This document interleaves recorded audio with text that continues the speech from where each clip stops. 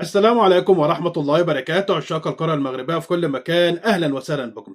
في الفيديو ده هنتكلم على نتائج مباريات كأس العالم تحت 17 عام قطر 2025. هنتكلم على ترتيب المجموعات، وأيضا هنتكلم على نتائج الجولة الأولى وموعد الجولة القادمة. عندنا مباراة مهمة، المنتخب المغربي للناشئين إن شاء الله أمام منتخب البرتغال. مباراة هتكون فاصلة ومباراة الصعود للدور القادم. اتهزمنا في المباراة الأولى بنتيجة 2-0، ومنتخب البرتغال فاز على كالدونيا بنتيجة 6-1 متصدر المجموعة. فمباراة إن شاء الله البرتغال ديت هيكون مباراة الصعود للدور القادم.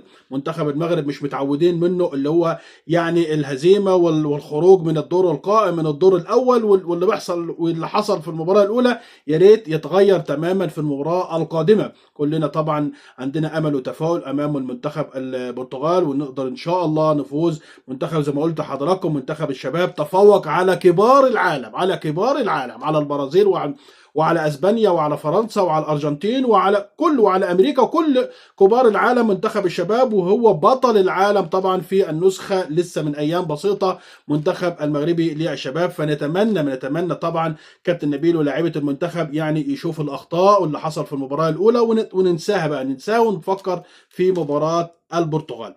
طبعا نتائج المباراه سريعا كده: الجوله الاولى كوستاريكا والامارات تعادل ايجابي 1-1، جنوب افريقيا فازت على بوليفيا 3-1، والسنغال وكرواتيا تعادل سلبي 0-0، واليابان فازت على المغرب 2-0، والارجنتين فازت على بلجيكا 3-2، والبرتغال فازت على كولدونيا 6-1، وتونس فازت على فيجي 6-0، وقطر اتهزت من ايطاليا 1-0. النهارده كان في مباراه طبعا بينما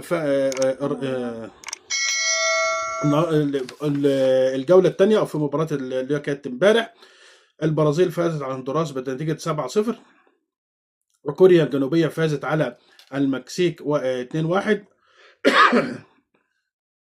ومصر فازت على على هايتي بنتيجه 4-1، والمانيا وكولومبيا تعادل ايجابي 1-1. عفوا. وفنزويلا فازت على انجلترا 3-0، وزامبيا فازت على اندونيسيا 3-1، وكوريا الشماليه فازت على السلفادور بنتيجه 5-0. والنهارده بقى ايرلندا فازت على بنما بنتيجه 4-1، والتشيك فازت على جيرجستان بنتيجه 6-0، واوزبكستان فازت على باراجواي بنتيجه 2-1، والنمسا فازت على السعوديه 1-0، ومالي فازت على نيوزيلندا 3-0، وامريكا فازت على بوركينا فاسو 1-0، وكندا فازت على اوغندا 2-1، وفرنسا فازت على تشيلي 2-0. مباراة غدا إن شاء الله البرتغال والمغرب الساعة 3:30 عصر إن شاء الله بتوقيت مكة المكرمة. بوليفيا وإيطاليا أيضا بنفس التوقيت. اليابان وكلدونيا الساعة 4، الأرجنتين وتونس الساعة 4:30، فيجي وبلجيكا الساعة 5:45 دقيقة، والإمارات وكرواتيا الساعة 6:15، والسنغال وكوستاريكا الساعة 6:45، وقطر وجنوب أفريقيا الساعة 6:45. ترتيب المجموعات كده سريعا: 12 مجموعة بعد انتهاء الجولة الأولى. المجموعة الأولى جنوب أفريقيا في المقدمة 3 نقاط، عندها 3 نقاط، إيطاليا مركز ثاني 3 نقاط، وقطر وبوليفيا بدون نقاط. المجموعة الثانية البرتغال في المقدمة 3 نقاط، اليابان 3 نقاط، المغرب وكولدونيا كل منهم بدون نقاط.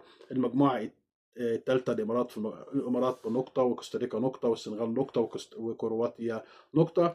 المجموعة الرابعة تونس 3 نقاط، الأرجنتين 3، بلجيكا وفيجي بدون نقاط. المجموعة الخامسة مصر 3 نقاط، فنزويلا 3 نقاط، وهايدي وانجلترا بدون نقاط. المجموعة السادسة سويسرا 3 نقاط، وكوريا الجنوبية 3 نقاط، والمكسيك وكوريا وكوتوفار بدون نقاط. المكسيك وكوتوفار بدون نقاط. المجموعة السابعة كوريا الشمالية 3 نقاط، ألمانيا بنقطة، وكولومبيا بنقطة، والسلفادور بدون نقاط. المجموعة الثامنة البرازيل في المقدمة 3 نقاط، وزامبيا 3 نقاط، وإندونيسيا بدون نقاط، وهندوراس بدون نقاط. المجموعة التاسعة التشيك 3 نقاط، وامريكا 3 نقاط، وبوركينا فاسو وطاجيكستان بدون نقاط كل منهما. المجموعه العشره ايرلندا 3 نقاط، اوزبكستان 3 نقاط، باراجواي وبنما بدون نقاط. المجموعه ال11 فرنسا 3 نقاط، وكندا 3 نقاط، واوغندا وتشيلي بدون نقاط.